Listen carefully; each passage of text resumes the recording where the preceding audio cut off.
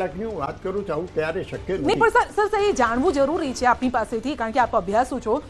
આ લીડ આપવાનો ઉદ્દેશ શું આટલી મોટી લીડ અચ્છા આપને રોકીએ એક મહત્વની જાણકારી જે હાલમાં મળી રહી છે લોકસભા પ્રમાણેના જે તબક્કાઓ હતા સંજય તે પ્રમાણે પ્રથમ તબક્કાના જે આંકડાઓ અત્યારના છે તેમાં એનડીએ પાસે 35 બેઠકો અત્યારમાં જોવા મળી રહી છે જેમાં આગળ ચાલી રહ્યું છે ઇન્ડિયા 57 બેઠકો પર આગળ ચાલી રહ્યું છે જ્યારે અધર 7 બેઠકો પર આગળ ચાલી રહ્યું છે બીજા તબક્કામાં હાલમાં જે આંકડા છે તે પ્રમાણે એનડીએ 52 બેઠકો પર આગળ ચાલી રહ્યું છે અને ઇન્ડિયા 32 બેઠકો પર આગળ ચાલી રહ્યું છે બિલકુલ ત્રીજા તબક્કામાં એનડીએ 67 બેઠક ત્રીજો તબક્કો જે પીક પકડાઈ હતી ને આ ત્રીજા તબક્કાથી જ પકડાઈ હતી અને ત્રીજા તબક્કામાં આપને યાદ હશે ગુજરાતમાં પણ એ વખતે વોટિંગ હતું આ ત્રીજા તબક્કામાં તો 67 બેઠક પર એનડીએ આગળ ચાલી રહી છે જેમાંથી ગુજરાતની પણ બેઠકો છે અને ઇન્ડિયા ગઠબંધન છે 25 બેઠક પર ચોથા તબક્કામાં 59 બેઠક પર આગળ ચાલી રહ્યું છે અને 27 બેઠક પર ઇન્ડિયા ગઠબંધન આ તરફ પાંચમો તબક્કો જોઈએ તો 25 બેઠકો પર એનડીએ આગળ અને 4 મતથી આગળ ચાલી રહ્યા છે એક તરફ છોટાઉદેપુરમાં બીજેપીના જશુભાઈ રાજવા 1 લાખ મતથી આગળ ચાલી રહ્યા છે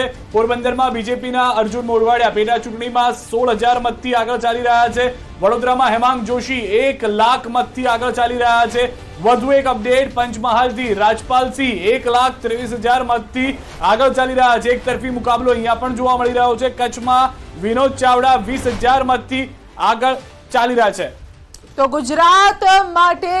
ગુજરાતમાં બીજેપી માટે સૌથી આ સારા સમાચાર સામે આવી રહ્યા છે આપ જોઈ શકો છો એ ચહેરા જે મોટી લીડથી તેઓ આગળ અત્યારે જોવા મળી રહ્યા છે અમદાવાદ પૂર્વની બેઠક જ્યાં બીજેપી આગળ આ સાથે અમદાવાદ પશ્ચિમ બેઠક દિનેશ મકવાણા પણ આગળ ચાલી રહ્યા છે અને મત આપ જોઈ લો 1 લાખથી વધુ આ મત છે અમરેલી બેઠક ભરત સુતરિયા પણ બીજેપીના આગળ ચાલી રહ્યા છે તો આ એવી બેઠક છે જ્યાં મોટો તફાવત જોવા મળી રહ્યો છે અને જેનો મતલબ જ એ છે કે આ બેઠકો બીજેપી જીતી રહી છે